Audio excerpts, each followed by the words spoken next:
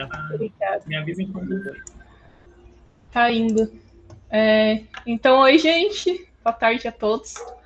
Eu sou a Fernanda Oliveira e dando continuidade na programação do Encontro de Artes Visuais da Unicamp, vamos dar início à mesa 2, intitulada Campos Expandidos, Poéticas e Experimentalismos, que vai estar com a participação de, eu vou falar o nome inteiro, tá, gente? Apresentar bonitinho, do Carlos Andrés Morales Mercado, da Marília Hilda Trigo e da Vanessa Seves Deister de Souza.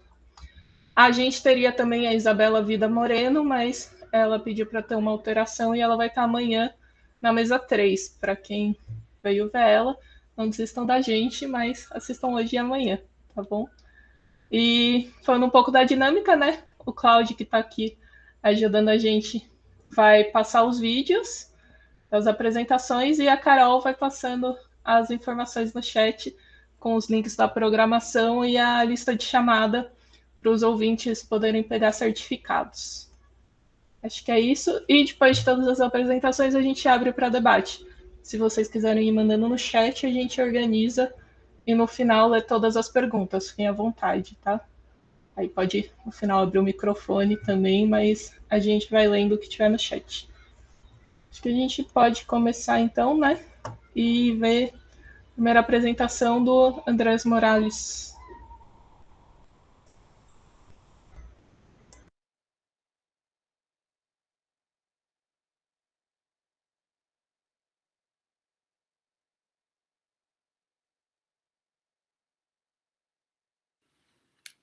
Olá a todos, obrigado pela sua presença e aos organizadores por me cederem um espaço aqui para falar um pouco sobre o meu trabalho.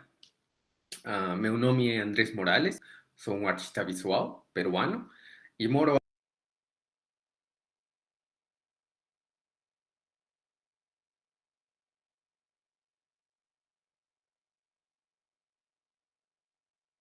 Aí tá carregando ou o meu só o meu foi? Deu uma travada carregandinha. Deu uma travadinha.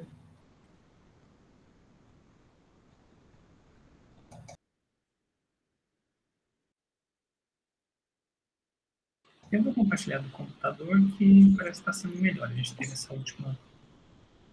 Se você quiser que eu tente daqui, Cláudio, você me avisa também. Tá, você quer tentar pelo Drive? Porque o som acaba saindo melhor, Carol. Vou tentar. Então, você vai parar de apresentar? E aí? Então, vamos lá. Muito bem. Só um segundinho, gente. Vocês estão vendo? Sim. Todos, obrigado pela sua presença e aos organizadores por me cederem um espaço aqui para falar um pouco sobre o meu trabalho. Meu nome é Andrés Morales, sou um artista visual peruano e moro há alguns anos em São Paulo, onde vim justamente para fazer a pós-graduação. Eu já trabalhei com linguagens diferentes, desde a pintura até o audiovisual, mas o que vou apresentar aqui está mais enquadrado na fotografia. Então, minha pesquisa em artes se intitula Processos de Fragmentação como Poética Fotográfica. Essa é a dissertação de mestrado que fiz na Unicamp e que defendi recentemente, em abril desse ano. O que vou explicar agora é um resumo geral e falar sobre algumas partes importantes da pesquisa. Mas se alguém precisar consultar na íntegra, como vocês sabem, a dissertação já está publicada na biblioteca da Unicamp e pode ser acessada online. A dissertação faz parte da linha de pesquisa Poéticas Visuais e Processos de Criação do programa de pós-graduação em Artes Visuais do Instituto de Artes da Unicamp. E por isso tem tanto uma parte prática de produção de imagens, propriamente dita, nesse caso fotografias, e por outro lado uma parte teórica, onde são abordados os conceitos que integram e sustentam a produção artística. Poderíamos dizer que ambas as partes partem das mesmas intuições, das mesmas curiosidades e conhecimentos prévios, mas cada uma chega a conclusões de maneiras diferentes, uma por meio do texto e a outra por meio de imagens. Ambas as partes, teórica e prática, desenvolveram-se em paralelo ao longo do tempo, influenciando-se e aprofundando-se uma a outra. A pesquisa parte de dois conceitos muito amplos, fragmentação e fotografia, para, do ponto de vista das artes visuais, estudar suas possibilidades e, sobretudo, a influência da primeira, a fragmentação, sobre a segunda, a fotografia. Assim, para entender um pouco mais sobre a fragmentação, recorri a obra de Omar Calabrese, em cujo livro A Idade Neobarroca faz um estudo muito interessante, não só da fragmentação, mas de uma série de parâmetros que considera característicos das artes visuais contemporâneas. Calabrese, então, diz, e eu cito, diferentemente do detalhe, o fragmento, embora fazendo parte de um inteiro anterior, não contempla, para ser definido, a sua presença.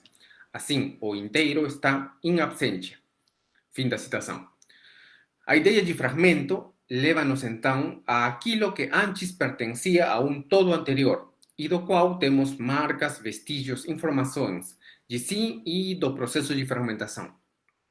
A série artística usa justamente esses processos para produzir uma proposta estética fotográfica. Desta forma, para o desenvolvimento do projeto, utilizamos diversos tipos de fragmentação da imagem fotográfica. Rasgar ou recortar uma foto talvez seja o mais óbvio, mas não é o único procedimento para fragmentar uma fotografia. Voltaremos a este ponto um pouco mais na frente. Por outro lado, também é importante falar da própria fotografia e apontar alguns conceitos sobre a imagem fotográfica, que, como sabemos, desde o seu surgimento teve grande importância histórica, estética e social. O discurso dominante para analisar o impacto da fotografia no século XX tem sido o da pegada ou índice. Muitos teóricos importantes têm contribuído para essa abordagem da análise fotográfica artística. Na pesquisa cito, por exemplo, a Rosalind J. Krauss, que explica que a fotografia é similar ontologicamente à pegada digital. É um cálculo real feito com um procedimento que utiliza a luz como a luz da cena. Né? Porém, e sobretudo devido às características da série de fotos fragmentadas resultantes da pesquisa, é necessário contrapor e se distanciar dessa teoria. Para isso, recorremos a vários outros teóricos, como João Fonseca e André Huillet, que justamente explicam que a fotografia é um fenômeno social complexo, que pode ser tanto um índice como um ícone, entre muitas outras coisas, e consideram a teoria do índice excessivamente restrita, redutora. Além disso, na pesquisa também explico outros conceitos relevantes para a fotografia, como a mímese, o inconsciente óptico de Walter Benjamin e o segundo obturador de José Luis Brea. A série de fotos resultantes da pesquisa, das quais vou mostrar algumas aqui, é intitulada Uma Realidade Fragmentada e integra diferentes tipos de técnicas e procedimentos fragmentários. Usei tanto a fotografia analógica como a digital. E é essa experimentação e busca estética visual que dá unidade à série. As fotos não compartilham um tema, pelo contrário, diferente ao que aconteceria com uma série de fotografia documental, onde diferentes cenas são fotografadas com o mesmo motivo, minha série de fotos foge justamente desse discurso. É uma proposta de reordenamento ou expressão da realidade a partir de fragmentos. Existem, é claro, algumas questões que podem ser discernidas em mais de uma foto, como as reflexões sobre o tempo e o espaço, como em quase todas as fotos. Porém, essas são tratadas a partir da lógica fragmentária que o projeto propõe, e justamente desafiando a visão mais convencional da fotografia, que tende a estar do lado da mímese, da representação fiel de uma cena e de um momento. Para conseguir isso, se misturaram diferentes procedimentos, como disse antes. Todos esses procedimentos dão origem a fragmentos, ou seja, a uma imagem que pertencia a um todo original e da qual agora temos vestígios de diferentes tipos. Essa dissertação enfatiza a transição da fotografia analógica para a digital, destacando as diferenças e semelhanças entre elas. E assim também a série de fotos utilizou os recursos desses dois mundos fotográficos. Esse ponto é importante porque o advento da fotografia digital é uma revolução muito importante na história da fotografia. É uma mudança pela qual passou minha geração e cujas consequências ainda estamos estudando e entendendo. Dessa forma, por exemplo, foram utilizados procedimentos antigos, como o fotograma, isto é, a disposição de objetos em papel fotográfico no laboratório, analógico, e também a digitalização por meio de um scanner sob a mesma lógica, colocando objetos sobre o dispositivo. Em outros casos, utilizaram-se as duplas exposições no negativo, no papel fotográfico ou na pós-produção digital, quer dizer, no computador, que é justamente o segundo obturador do qual fala José Luis Brea e que tínhamos referido antes. Também foram feitas recomposições de imagens manualmente, em forma de colagem, ou digitalmente num computador, etc. Por fim, a pesquisa conclui sublinhando a importância da imagem fotográfica desde sua origem até os dias atuais, como uma ferramenta de abordagem da nossa própria humanidade, em seu sentido mais amplo. E a fragmentação precisamente como um meio de penetrar em suas essências e aprofundar suas possibilidades e nosso conhecimento. Então, é isso. Muito obrigado pela sua atenção. Obrigada, Andrés. Agora a gente vai ter a apresentação da Maria Hilda. Vou compartilhar, gente, só um minutinho.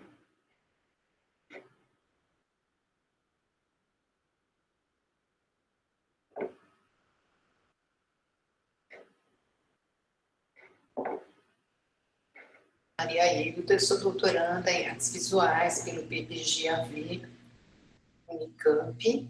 Meu orientador é o Paulo César Teles. E o título do meu projeto é Let Your Body Move, que tem o subtítulo Narrativas de Arquivo, Multimeios e Interatividade. Esse projeto, ele consiste numa instalação multimídia interativa composta por diferentes elementos ou camadas. O primeiro deles, que a gente vê aqui nas paredes laterais, são projeções de imagens de arquivo. No centro, vai haver outra projeção de uma video performance, também interativa. Aqui na frente, a gente tem duas caixas de som que vão tocar o áudio 1, composto por músicas Muzak.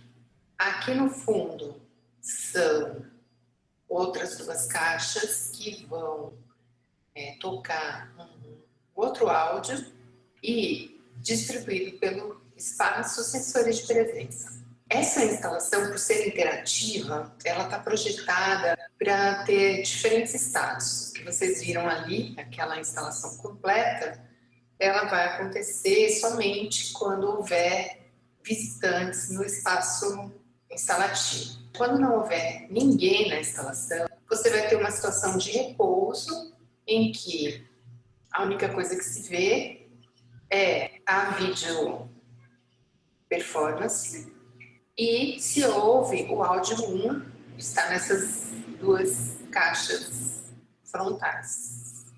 Quando o espaço é habitado, automaticamente esse áudio 1 para, o áudio 2 começa e a video performance começa a acontecer. Ao mesmo tempo, as imagens de arquivo vão aparecer nas paredes. De maneira que você, para ter uma visão mais completa da instalação, você vai precisar que algumas pessoas estejam no ambiente.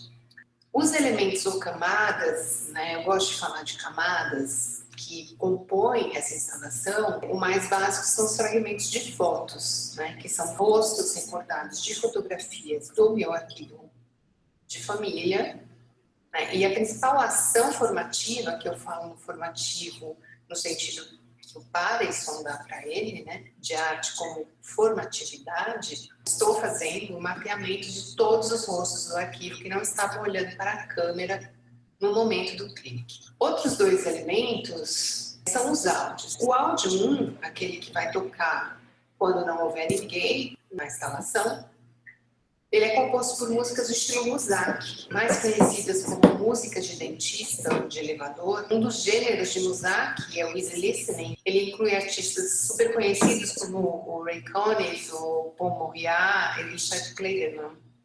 A ação formativa que é esperada é o mapeamento desses autores. O áudio 2 é uma colagem sonora composta por trechos de trilhas de filmes, trilhas do Ennio Morricone, ruídos de explosão e de luta, diálogos em inglês, entre outros. áudios que vão ser também extraídos de trilhas sonoras de filmes bastante conhecidos. A principal ação formativa é o mapeamento da trilha sonora de filmes que marcaram a história do cinema. Uma última camada é a própria video performance. É um vídeo de uma lutadora de esgrima. Essa espécie de coreografia vai se basear nos movimentos do esporte conforme eles aparecem em representações artísticas em filmes do cinema, mas também na história da arte ocidental. Essa coletânea que eu estou mostrando para vocês é baseada numa busca no Google Table Curator, a mais antiga representação. Ela é de 480 a.C. Uma das mais contemporâneas que eu encontrei é essa que está embaixo à direita, que é um autorretrato do Bruno Vilela. Essa presença, né, da arma e especificamente da espada, ela tem um significado muito importante para o meu processo artístico, que deve ser entendido como uma alegoria, tanto do fazer artístico em geral, que se constitui numa luta, numa ação, às vezes um tanto violenta sobre a matéria, e na lida com arquivos em específico.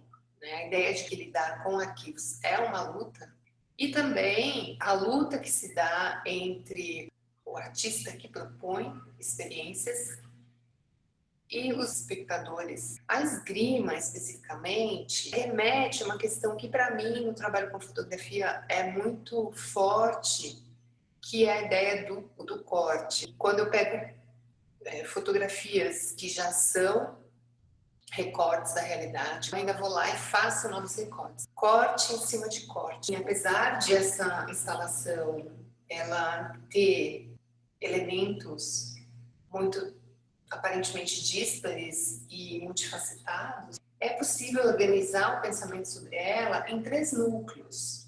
O trabalho com arquivo e as narrativas de arquivo, os multimeios, que efetivamente são o que eu acabo propondo, apesar de partir da fotografia, do arquivo fotográfico, e a interatividade, que é algo que está entrando agora como novidade nesse processo. Começando a falar de arquivo, comecei a trabalhar com o meu arquivo de fotografias de família há aproximadamente 15 anos. Esse trabalho foi se aprofundando, acabei chegando com a secção de arquivo como centro de forças e comecei a partir também para o multimediático. Essa ideia de que o arquivo é um dispositivo criado e fluido num contexto social de predomínio da informação gerada pelo mass media, ela é o centro de todo o conceito do meu fazer. Ele se condensa nessa ideia, né, de que esse arquivo, apesar de ser um arquivo predominantemente fotográfico,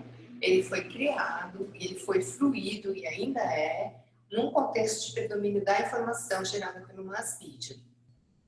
A ideia de multimeia surgiu para mim como se as 1000 experiências que o arquivo suscitava em mim durante o processo, né, só poderia ser traduzida com apelo a uma miríade de meios. Multimediaticamente, e conforme a pesquisa foi avançando para os multimeios, se revelou para mim as relações da fotografia com o audiovisual. E aí inclui cinemas, pré e pós-cinemas e a TV. O que me levou, de fato, para um trabalho com as projeções, eu diria que com a imagem-luz. A interatividade se apresentou para mim como uma possibilidade do próprio trabalho. Essa imagem que vocês estão vendo é uma imagem do meu trabalho de mestrado. Crianças, né, brincaram muito com essa ideia de que eles podiam entrar dentro dessa foto. A interatividade é como se fosse um desdobramento natural do processo. A pergunta que eu me faço em relação à interatividade é se a ativação de elementos ou camadas dessas instalações pelo espectador, ele é uma liberdade ou continua sendo opressão. Sobre as referências artísticas e teóricas, esses são autores e artistas que embasam muito fortemente o meu pensamento. Vou destacar o Benjamin, o Deleuze e Guattari, o Paterson e o Bourriot, e como artistas, o Andy Warhol, e o John Cage. Falando sobre o estágio em que a pesquisa está, comecei efetivamente o mapeamento dos rostos. Por enquanto, foram 207 rostos mapeados e eu tenho ainda metade do arquivo. Outra ação formativa que já está em curso, as experiências de projeção. Eu estou experimentando com OBS, é um software livre e que possibilita fazer muitos testes, não sei se a versão final vai ser feita com OBS. E também estou usando um recurso que anima fotos. E é isso, gente, por enquanto. Obrigada. Obrigada, Maria Hilda, pela apresentação. E agora a gente vai para a última da mesa, que é da Vanessa Deister. Eu não sei se é certo, né? Tá bom.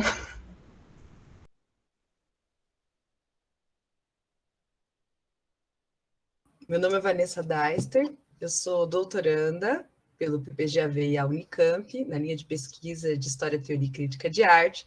A minha orientadora é a professora Maria de Fátima Couto, e eu estou muito feliz pelo aceite dessa comunicação e espero conseguir, em poucos minutos, explicar um pouco da minha tese. O título da minha tese é Tunga em Thanatos, Vida e Morte em Tabuleiro Poético, e o título dessa apresentação seria um resumo mesmo da tese, em que eu falo sobre as poesias Túneis e Corpos, esse jogo morte e vida na linha arquitetônica de Tunga, né? Ou seja, a minha tese, minha pesquisa diz respeito à obra de Tunga, mas a partir de um recorte muito peculiar, que é o recorte da questão da morte, pensar a obra de Tunga a partir da representação da morte e também da questão dos materiais que perecem, né? E para pensar a vida, que é tão presente na obra de Tunga e que é tão recorrente que se fale sobre vida, sobre devir na obra de Tunga, isso me levou a também refletir um pouco mais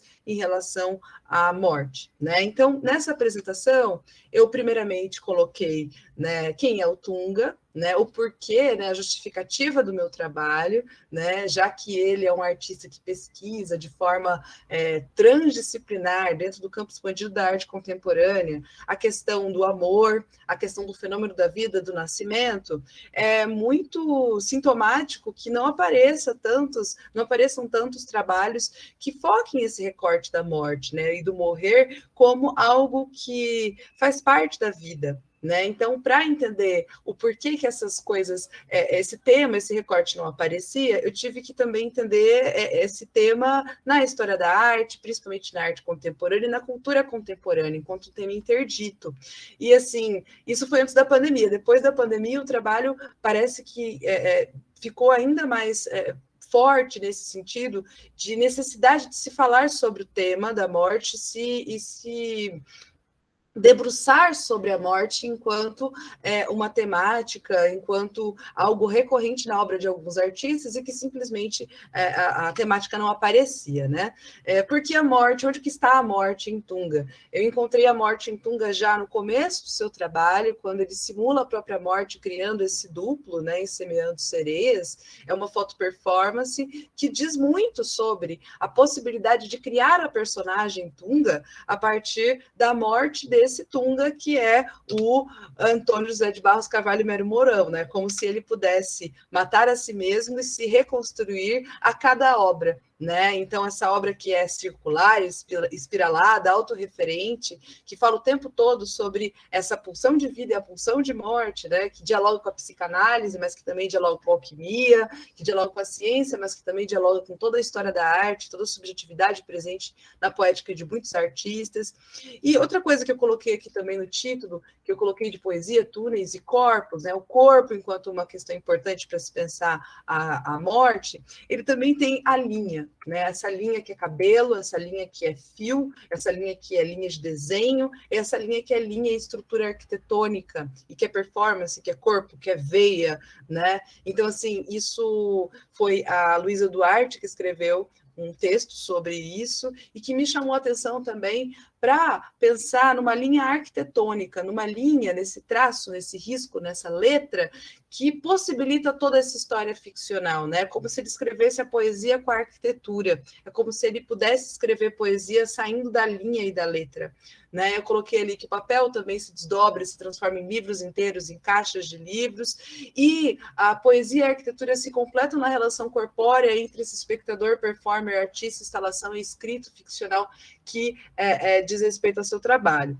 Então, além desse mito do fundador, em que ele semeia sereias, criando um duplo e morrendo e renascendo, eu também identifiquei num trabalho, que é o trabalho La Lumière de Dumont, uma obra central, que é essa obra que tem aparecido em alguns recortes aqui na apresentação, como uma obra que merecia ter um discurso, uma análise, uma pesquisa mais aprofundada a partir desse recorte, já que é uma obra importante na história da arte brasileira, muito importante no trabalho do Tunga, mas que parecia, talvez por falar de morte, um pouco borrada por outros trabalhos, né? Então, eu resgato essa obra como a centralidade da minha tese e, a partir dela, penso também em outros trabalhos.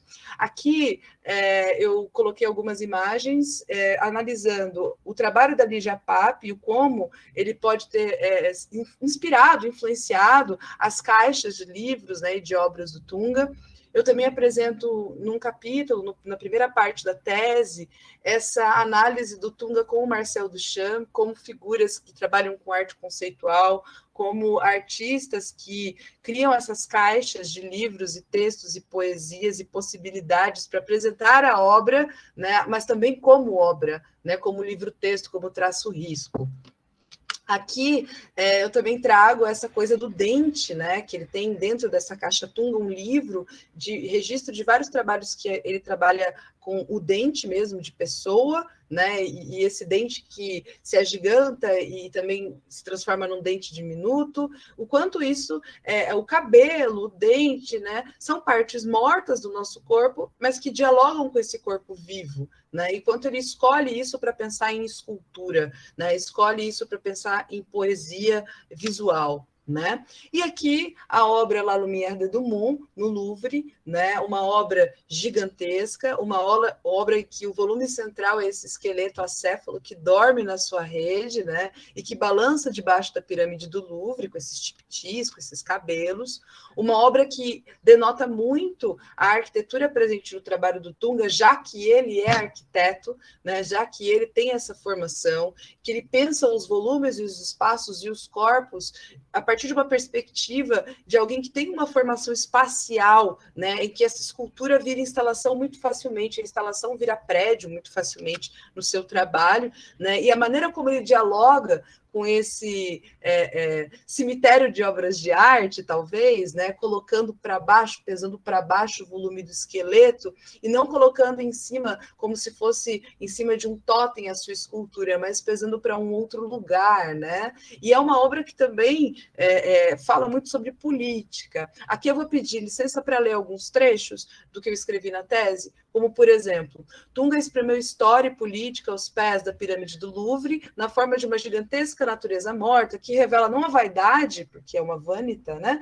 Mas a própria morte como tema central do processo civilizacional que enterrou muitos cadáveres decepados de índios antropófagos. Como Tungas penetrans, a morte devora todas as cabeças das demais culturas prensadas na trama de aço, devolvendo à Europa, metaforicamente, o resultado do processo de exploração colonial e imposição cultural.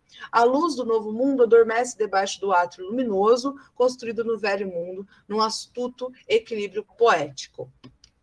E a obra em si, né, dialoga com muita teoria da história. Agora que a gente pensa numa história decolonial, numa história que fala sobre as histórias esquecidas e não contadas, né, histórias deixadas de lado na história da arte, que de certa forma parece que ele devolve para o Louvre, e justamente em 2005, na ocasião em que se faz uma exposição sobre o Post, né, sobre um artista viajante que vê o Brasil a partir de uma perspectiva europeia, etnocêntrica, aqui um brasileiro que devolve essa antropofagia de possibilidades de vida e principalmente de morte para esse mesmo lugar. Então, essa é uma obra central que eu tenho observado, analisado muito, inclusive em relação, contrapondo a outras obras, né?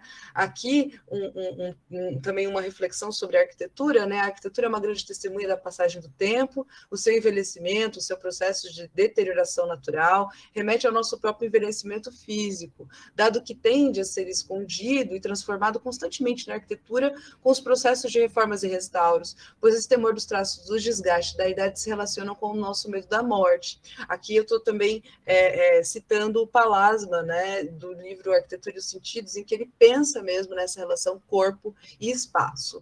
E aí, por fim, conclui-se que a inserção de figuras que remetem à morte, desde a questão matérica, a oxidação, né, o deterioramento, são materiais que o Tung escolheu para fazer essa obra e diversas outras, até a questão representacional, como eu comentei, dos cabelos, caveiras e ossos, induzem um confronto com a imagem impossível de se ver a partir de um lugar seguro, aparentemente inofensiva, que eu estou pensando no de Dilberman.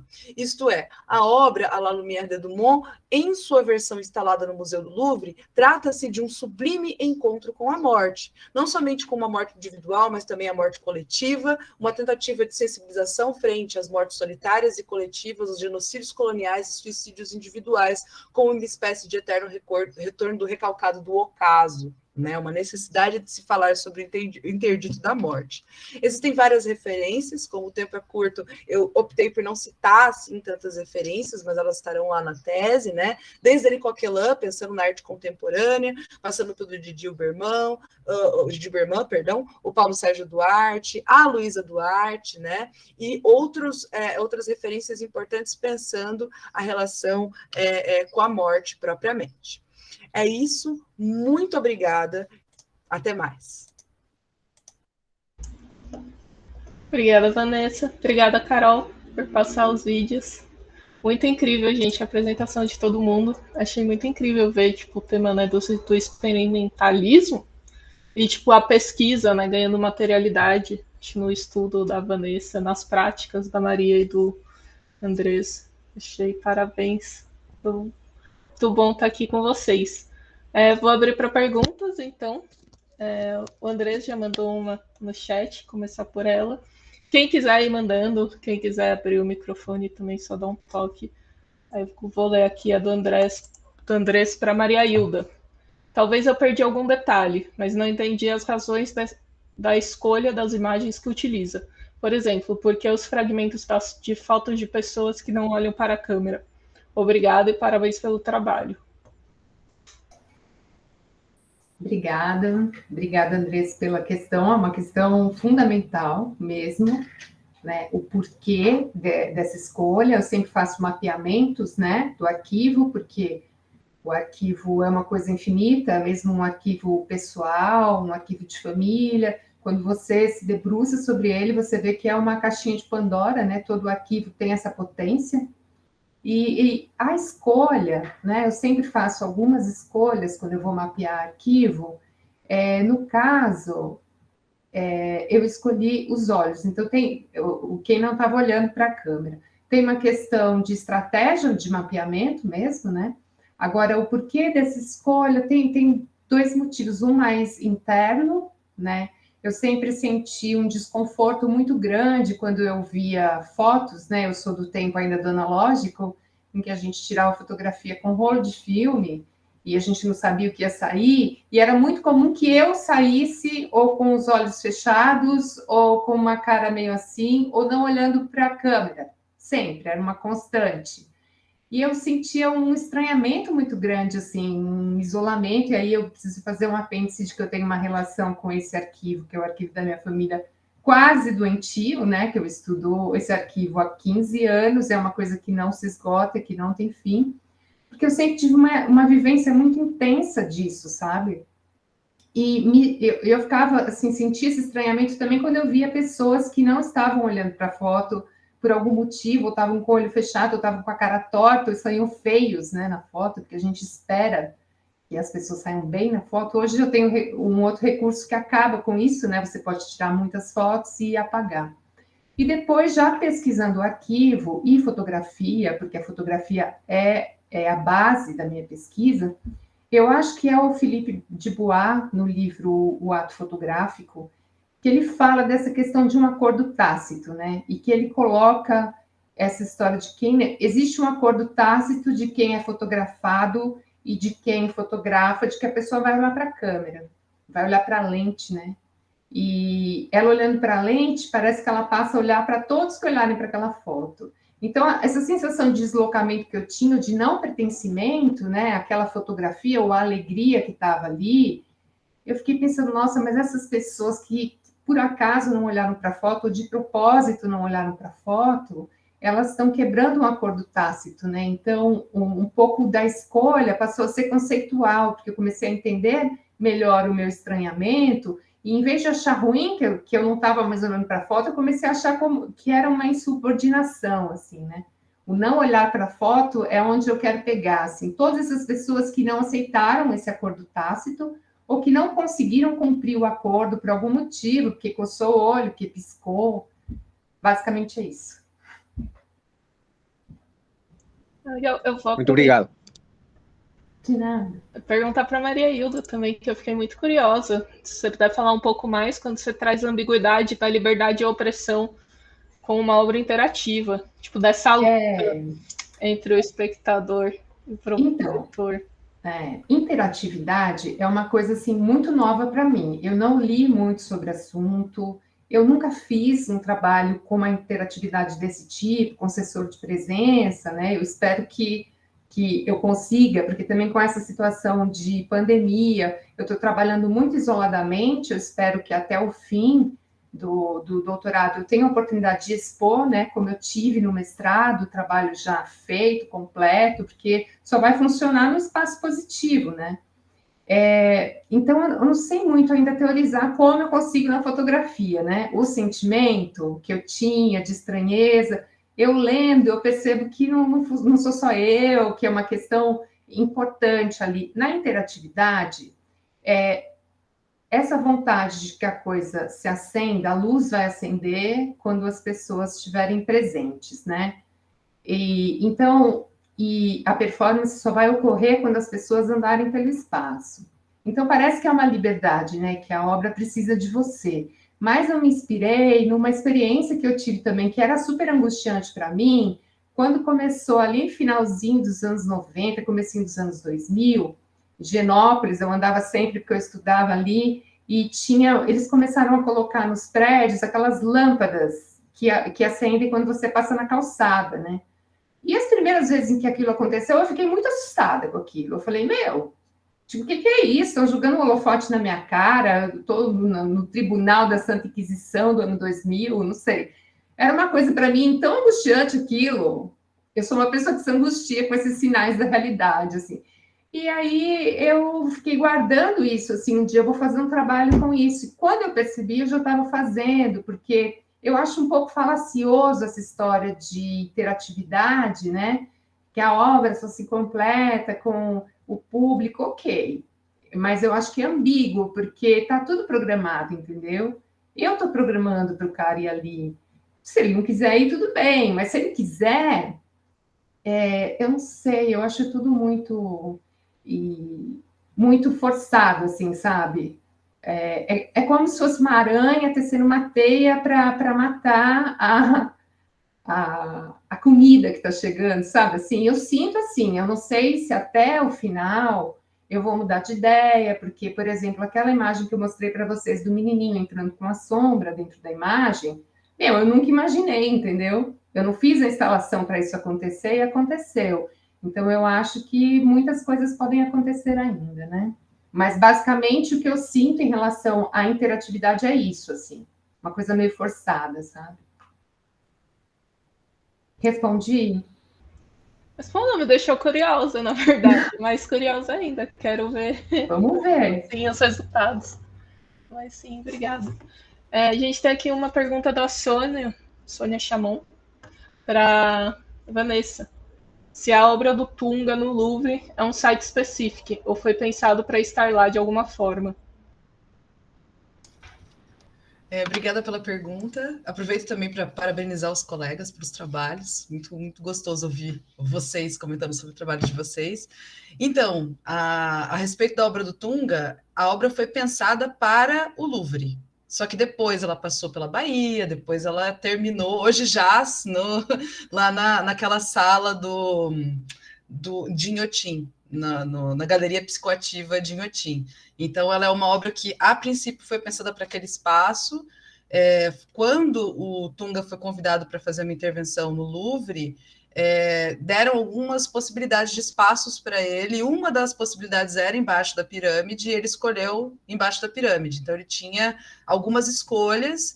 E assim, ele pensou de forma específica colocar aquela caveira ali, e depois ele teve que readaptar essas obras nas suas outras colocações, inclusive a versão que está lá em Inhotim, imagino que a leitura é bem diferente da leitura que se faz no Louvre, né? Quando ele pensou, eu estou agora nesse processo, tentando mapear essas outras colocações e como que isso pode ser visto, lido, pensado, né? Uma coisa é essa obra lá na Europa, no Louvre, né? O simbolismo que isso tem e a leitura que isso gera, e depois aqui, né? Lá em Brumadinho, por exemplo, ele está numa galeria só para o Tunga, que é incrível, né? Então, no mestrado, na verdade, eu comecei com aquela galeria, e aí agora, no doutorado, estou tentando entender essa obra e mudando um pouco o recorte, né? Eu comecei estudando o corpo lá naquela galeria e estou terminando estudando a morte agora a partir dessa obra, né? Que é a que mais me provoca.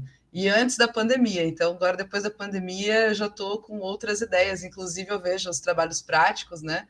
Eu comecei a ir nos cemitérios, eu não sei se isso vai começar a virar uma obra prática, eu acho que não agora para o doutorado, mas talvez depois isso já está se desdobrando em outras questões, está me levando para outros lugares, mas a princípio é essa mesmo, é um site específico que não é tão específico assim. Acho que a Carol levantou a mão também. Oi, gente. Posso emendar, então, no que a Vanessa falou, fazer uma pergunta para ela? Que eu ia te perguntar isso, você tocou nesse ponto, se alguma coisa, inclusive da parte teórica, assim, da sua tese mudou agora, depois da pandemia, essa nova forma de pensar sobre a morte, e também fiquei curiosa de te perguntar como que essa pesquisa influencia no seu trabalho também, né, pessoal, enfim, nas performances, nos trabalhos que você realiza. Obrigada. Obrigada pela pergunta, Carol. Então, mudou muito. Primeiro porque eu defini o tema da morte no processo, era uma outra pesquisa quando eu entrei no programa, e tinha Tunga, tinha colocado outros artistas, aí a Fátima me convenceu a continuar no Tunga, porque eu trabalho com Tunga desde a minha iniciação científica, então são muitos anos, né? Então eu queria fugir, mas eu não consegui, ele tá junto, né, de novo comigo no doutorado. E quando eu me deparei com o tema da morte, sinceramente, eu não sabia se estava preparada, porque não era um tema muito fácil, né? E eu tive que fazer algumas disciplinas, daí eu comecei a caçar. A primeira dificuldade foi encontrar disciplinas e programas dentro e fora da Unicamp que falassem sobre o tema, porque não era muito fácil encontrar.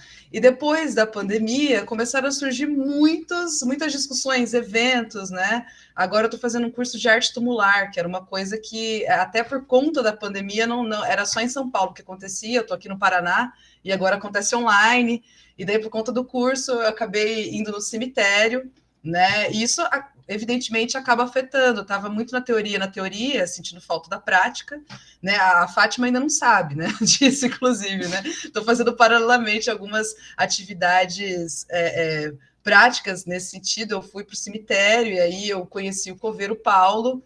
E daí eu fui conversar sobre a arte dentro do cemitério com esse coveiro, que eu moro do lado do cemitério, nunca tinha entrado, né?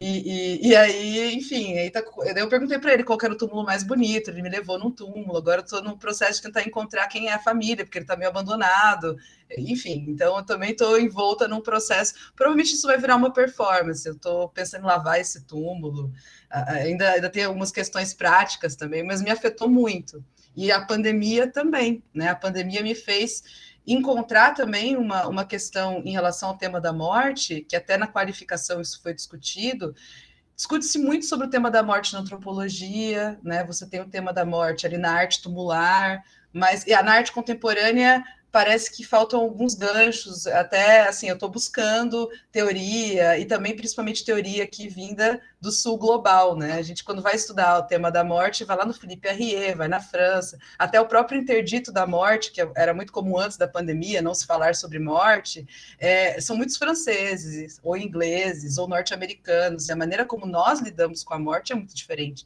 aqui no Brasil, né? Então, são questões que eu estou tateando, está sendo um desafio, né, fazer isso, inclusive, dentro de casa, né, não poder acessar os arquivos, né, então tem toda essa dificuldade que eu acho que é comum a todos os trabalhos. Não sei se eu respondi. Respondeu, muito obrigada, vamos continuar conversando depois sobre isso, muito bacana, obrigada. Bom, vamos lá. A Maria Hilda fez uma pergunta agora também para o Andrés, que é, em certo momento você mostrou um fotograma digital, em outra uma fotografia analógica. Você trabalha com os meios, o digital e o analógico? No caso do fotograma digital, é todo digital ou ele tem uma materialização impressa?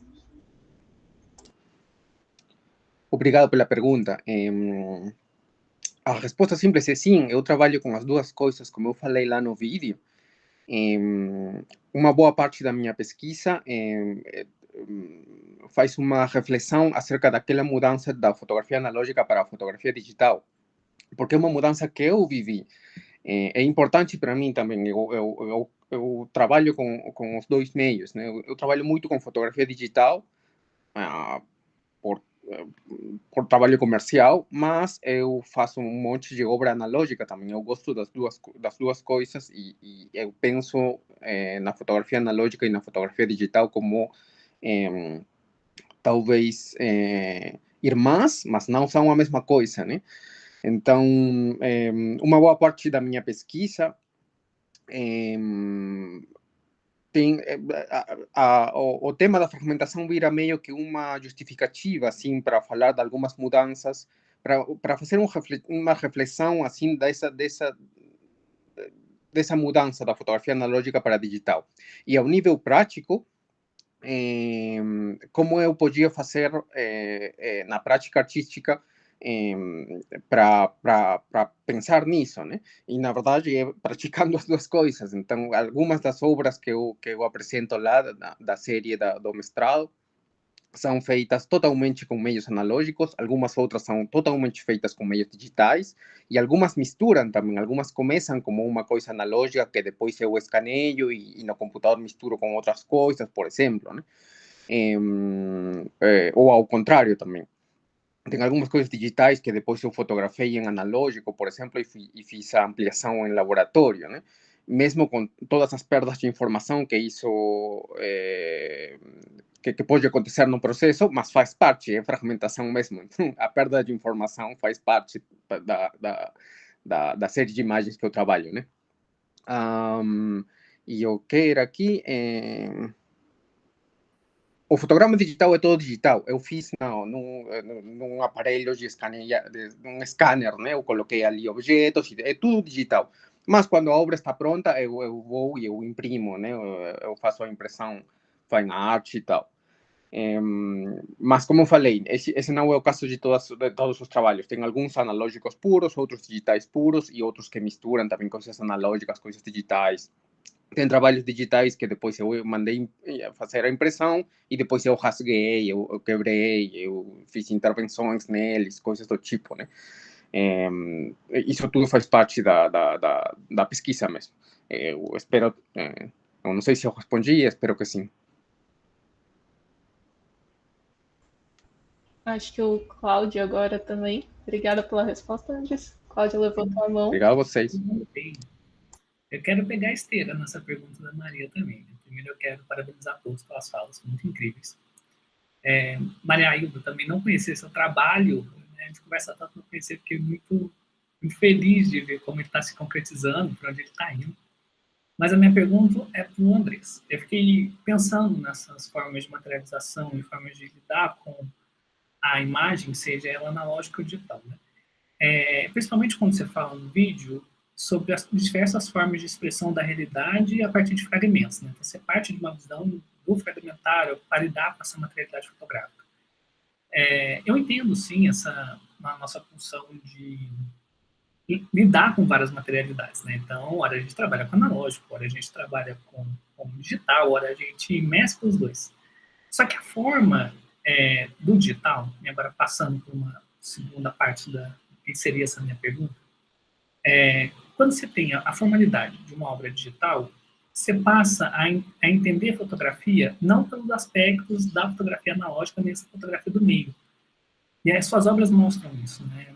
Você falou sobre o aspecto fragmentário, mas eu vi um aspecto sobre a operacionalidade, a performatividade dessas imagens, que elas circulam não de uma forma tradicional. Você fala de algumas vezes de desafiar essa visão da fotografia, mas parece que eu vejo mais do que isso. Uma forma que essa imagem digital ela se opera além da representação. E é algo, né, que, não sei, é uma pergunta, assim, se você, como você lida com isso, com essas operacionalidades dessas imagens que você está criando dentro desse fotograma digital, e se a sua pesquisa ela vai para esses caminhos ou não. Mas parabéns, incríveis pesquisas sua também, né? E da Vanessa também, incrível. E é isso, não sei se me enrolei na pergunta aí. Obrigado, Cláudio. Olha, eu penso assim, bem no começo do vídeo, eu falei também como eu trabalhei ao longo da vida com diferentes coisas. Eu faço também pintura, eu trabalhei com vídeo, várias coisas. Mas uma parte importante do meu trabalho é fotográfico e para a pesquisa da dissertação eu precisava focar, né? E eu foquei na fotografia mesmo. Aí, uma das minhas dúvidas, das minhas intuições iniciais, era precisamente essa diferença das possibilidades expressivas da fotografia analógica e da fotografia digital. Porque mesmo que até tem o mesmo nome, né? Tem o mesmo nome, assim, fotografia, mas o sobrenome é diferente, né? Analógico, digital. Até o termo analógico, numa parte da pesquisa eu falo disso, até o termo analógico acabou sendo utilizado depois da fotografia digital, né? Antes da fotografia digital, a fotografia era fotografia, simplesmente, não tinha analógico, né? Isso é uma coisa que veio depois para diferenciar. Então, as duas coisas, mesmo que hoje, na prática, a fotografia digital invadiu, né? Ninguém faz, só pessoas doidas como eu, e eu espero alguns de vocês ainda fazemos fotografia analógica, mas na vida prática é a fotografia digital que vai ficar, né? Mas o que eu quero dizer é o seguinte, eu precisava refletir acerca das diferenças, não pode ser que seja só a mesma coisa ou aquela diferença só a nível técnico, sabe, de mudar o negativo fotossensível para um sensor eletrônico fotossensível também. Eu pensava que tinha uma coisa além disso. Então, eu tentei fazer na prática mesmo essa diferenciação. E, além da prática, na teoria, fazer a pesquisa, né, que acabou fazendo parte da dissertação. Tem mais coisas, eu acho que com certeza tem que ter, né? Isso é um tema que dá para aprofundar um monte. Já tem teóricos como Fontecoberta e outros que já falaram bastante do tema também. Mas eu acho que ainda nós, como artistas, produtores, temos muito que refletir acerca dessa mudança através da prática artística mesmo. E é isso que eu tentei fazer na série de fotos da dissertação. Talvez tenha mais coisas aí que são ainda pontos de partida e que dá para pesquisar mais. Eu espero que sim, eu ainda estou trabalhando na série, eu vou fazer mais fotos. Eu já acabei o mestrado, mas eu acho que ainda dá para eu, ou quem quiser, né, refletir mais na prática artística ou teórica também. Eu gostaria que seja assim, porque é assim que a gente reconhece os meios que a gente tem para se expressar, para criar ou para entender o mundo, né? Que finalmente é isso. O que a gente pode entender da nossa própria humanidade com esses meios aqui, com a mudança e com o que esses meios, no caso específico a fotografia analógica, ou quase o final da fotografia analógica e a invasão geral assim da fotografia digital, todos nós aqui, hoje, todos nós estamos nos olhando nesse quadradinho aqui, através de uma fotografia analógica. A gente está se comunicando por fotografia analógica, por fotografia digital, desculpa. Né? Então, a fotografia digital virou uma coisa assim, que está em todo canto, é uma coisa sem limites. Então, isso eu acho que o final da fotografia analógica e essa invasão geral da fotografia digital, eu acho que é um tema que faz parte da minha pesquisa e que ainda dá para falar, para refletir, para pensar, para criar um monte de coisa, um monte mesmo. Eu não sei se eu respondi, ou pelo menos eu já fui por ali pelos cantos falando o que eu tinha na cabeça, desculpa. Não, tá ótimo, obrigado. Obrigado a você. Gente, mais alguém tem perguntas? Querem ir pro microfone, mandar no chat? Oi, pessoal, eu fiquei pensando uma coisa aqui com a fala de vocês, sobre a capacidade de realização das imagens, né, que um autor que eu li há alguns anos durante a faculdade, o Didi Huberman, ele fala da potência de realização das imagens, né? E no mesmo texto ele faz uma crítica a esse boom da fotografia na contemporaneidade, no sentido de que a fotografia, vamos adjetivar como digital, ela é muito prolixa, no sentido de que há uma produção massiva, uma profusão constante de material novo a todo tempo. E nesse sentido, a minha pergunta é, vocês pensam que essa profusão ela amplia a realização, no sentido de estruturar a realidade, ou ela aumenta o grau de virtualidade, de ilusão, ou seja, um distanciamento de uma visão real, né, de uma experiência real, um fenômeno real de estar no mundo, né? É mais ou menos essa questão. Não sei se ficou muito metafísico a minha questão, enfim. Mas é isso.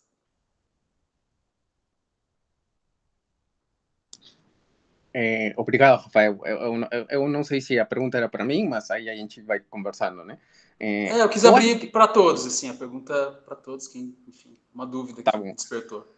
O que eu acho, a primeira coisa que vem na minha cabeça depois de ouvir você é que são as duas coisas, na verdade. Uma coisa e a outra não se... A fotografia digital é uma ferramenta, né? É um martelo. Você pode utilizar um martelo para construir uma casa ou pode utilizar um martelo para assassinar alguém, sabe?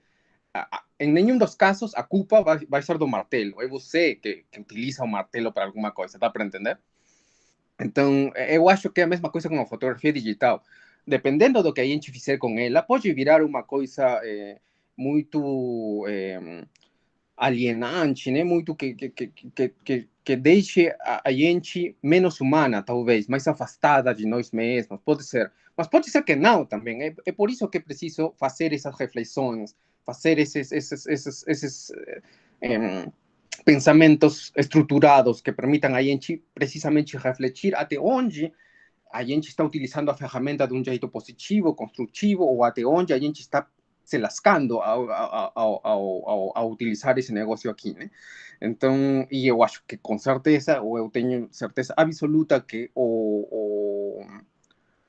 não sei se o melhor, mas um ótimo meio de fazer isso é através da prática artística, né? É isso que eu posso dizer. Não sei se a Maria Hilda ia... Eu vou falar. Meu vídeo está meio cortadinho, assim, mas eu acho que o áudio está chegando, né? Eu penso como o Andrés, por um lado, assim, porque eu acho que realmente essas duas questões que você colocou, se é uma coisa, é uma opressão, eu acho que é uma grande opressão, a velocidade, a quantidade de conteúdos. Se a gente pensar no que o Benjamin observava lá na primeira metade do século XX, né, do excesso de informação, que deixava a pessoa meio desbaratinada, te põe num estado de desatenção, você imagina hoje, né? Então, eu acho que tem esse aspecto, sim, mas eu acho que, ao mesmo tempo, para o artista, é um desafio, né? Eu acho que isso coloca um desafio. Discordo um pouquinho do Andrés quando ele fala que a fotografia pode ser usada para o bem ou para o mal. Acho que, na prática, ok, mas o McLuhan fala que, na verdade, os meios de comunicação massivos, eles são criados para o mal mesmo, entende? Assim, não para o mal, mas para esse excesso de informação. Sempre foi assim. Ele dá até o exemplo do revólver. O revólver não pode ser usado para o bem e para o mal, né? E como eu gosto muito da metáfora da arma, eu acho que fotografia tem muito a ver com shot, tem muito a ver com arma, é uma coisa que me interessa demais. Eu acho assim que basicamente tem essa potência que o Andrés falou, mas é uma potência que a gente tem que descobrir. Então, ao mesmo tempo que eu acho que é um desafio horrível, assim, é um desafio muito bom, né? É um desafio para a humanidade e para o artista. Como você lida com esse excesso, né? Eu acho que toda essa pesquisa em fotografia, muita parte da pesquisa em fotografia contemporaneamente, ela se alimenta desse excesso, né? Por isso que ela quer rastrear, ela quer destrinchar, ela quer selecionar, né?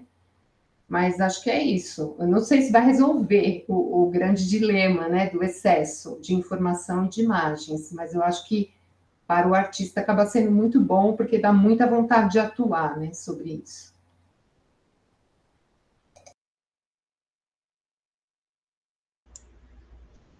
Muito incrível. Não sei se a Vanessa também tem alguma coisa para colocar sobre essa questão ou não. Então, é que assim, eu fico pensando sempre o porquê que nós tiramos fotos, né? E daí eu já vou para discussão vida e morte de novo, né? Que tirava-se foto de cadáveres, né? Já que era a última imagem que você ia ter da pessoa, a ideia de congelamento, e a imagem da morte ser a imagem que é impossível de você. Quem morre é só você, né? Você morre e a experiência e a imagem da morte ela é impossível. Então, o artista, né, e a fotografia como aquela máquina que tem a tentativa de registrar alguma coisa aí, mas que é impossível de se registrar, né? Eu sempre volto para o trabalho do Tunga e penso quando ele usa foto, quando ele usa imagens técnicas, vamos dizer assim, ele usa bastante, né? Uma obra bem emblemática é aquela daquele túnel que é infinito, né? Aquela curva de túnel que está no coração lá da galeria psicoativa, que funciona como um coração que não para de bater, né?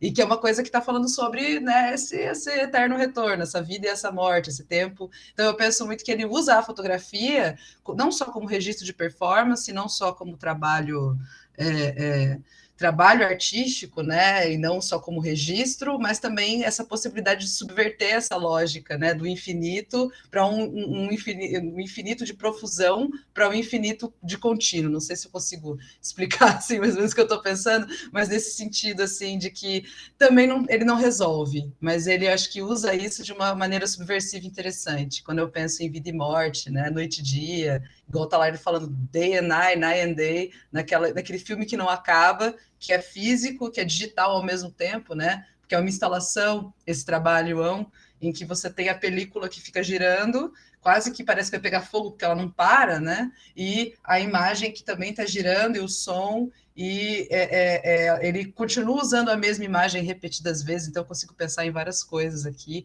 mas, enfim, já falei demais. Incrível. Eu fico pensando também com essa questão, tipo, que você fala, acho que esse é o ponto, né? Porque fotografamos, assim, acho que esse é o ponto inicial. E expandir até um pouco porque que a gente ainda alimenta isso hoje, sabe? Essa é a grande questão também, que eu também acredito. É o modo que a gente usa, acho que eu vou muito pro lado do Andrés, mas tipo, a gente ainda produz, né? A gente está alimentando isso. Acho que uma das questões é como a gente quebra essa alimentação, que vem, acho que até antes do digital, já vinha nessa lógica, mesmo com a Kodak, assim, com a popularização da Polaroid e tal. Isso aí já está a gente produzindo imagem num excesso muito grande, e até matérico, né? Que aí acho que entra um pouco dessa fragmentação. Fico com essas questões aqui. Não sei se mais alguém também tem alguma pergunta. Se alguém mais quer falar. Se não houver perguntas, eu queria agradecer só esse espaço para poder falar do trabalho, porque a gente está muito isolado, né? E já quando a gente está em situação normal, indo à universidade, tal, já é tão bom a gente ter a chance de conversar com os pares, né? Com vocês que também estão em esse processo de pesquisa, e foi muito gostoso. Tanto poder fazer o vídeo, né? Parece que organiza algumas ideias, assim, e quanto estar aqui agora ouvindo as perguntas e comentários. Obrigada.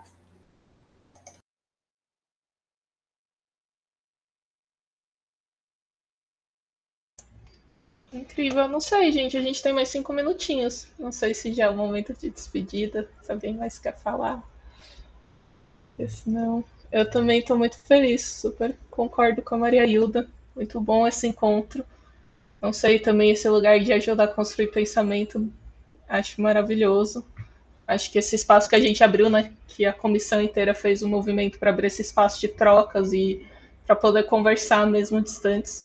Espero que isso aconteça presencialmente, né, para conhecer todo mundo. Eu sou uma aluna da Unicamp que não conhece o campus, então isso também é muito forte, assim. Ver todo mundo falando, ai, que saudades dos cafés. Gente, eu nem acharia esse café onde todos estão, sabe? Mas quero ter a oportunidade. E acho que isso dá, esse encontro assim, dá um gostinho do que pode ser. E acho que se ninguém mais tem pergunta, quer falar também, acho que fechar a mesa, né? Agradecendo de novo todo mundo. E lembrando. Só parabenizar o pessoal, vocês, né? Que está sendo bem legal. Eu sou ingressante, então para mim é a primeira participação e eu achei legal a iniciativa dos próprios colegas estarem organizando. Então, nesse sentido que eu fiz questão de participar também, até para aprender com vocês como é que é o modus operandi da coisa na Unicamp, né? Porque sou novo por aqui, mas é isso. Obrigado aí também pelo espaço, pelas respostas, pela consideração. Eu quero dizer obrigado também. Está sendo muito legal, para mim está sendo ótimo. Eu agradeço estar aqui com vocês e é ótimo ouvir as outras pesquisas, ouvir vocês, pensar coletivamente um pouco e se sentir um pouco junto da gente, né? Porque nesses tempos todo mundo fica afastado, é bem difícil. É bom falar um pouco e saber que todo mundo está ainda conseguindo trabalhar e produzindo um pouco. Muito obrigado à organização. Eu espero que a gente se siga encontrando. Eu também gostaria de agradecer principalmente por vocês disponibilizarem depois. Eu vou estar trabalhando nos horários das outras mesas, né? Então, poder também acessar isso remotamente, até que tem pontos positivos do remoto, né? Está tudo registrado, gravado, e para quem está fazendo outras atividades, está em outra cidade, outro estado, a gente conseguir ter acesso aos trabalhos dos colegas, né? Principalmente para mim, estou estudando morte, cercada de morte para todos os lados, pandemia, isolamento, quarentena. Então é muito bom conversar, ver vocês. Muito obrigada por esse espaço.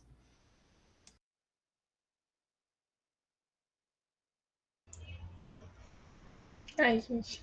Sei mais alguém? Do microfone?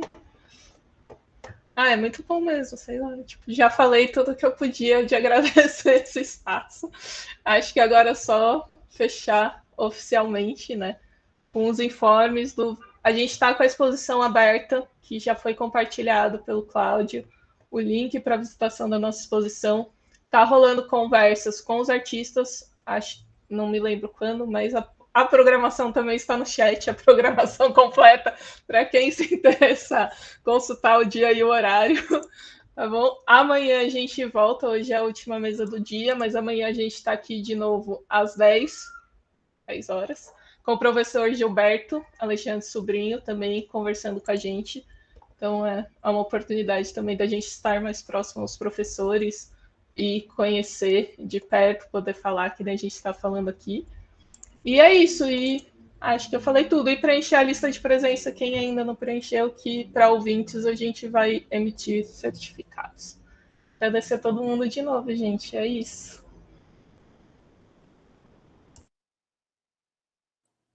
Muito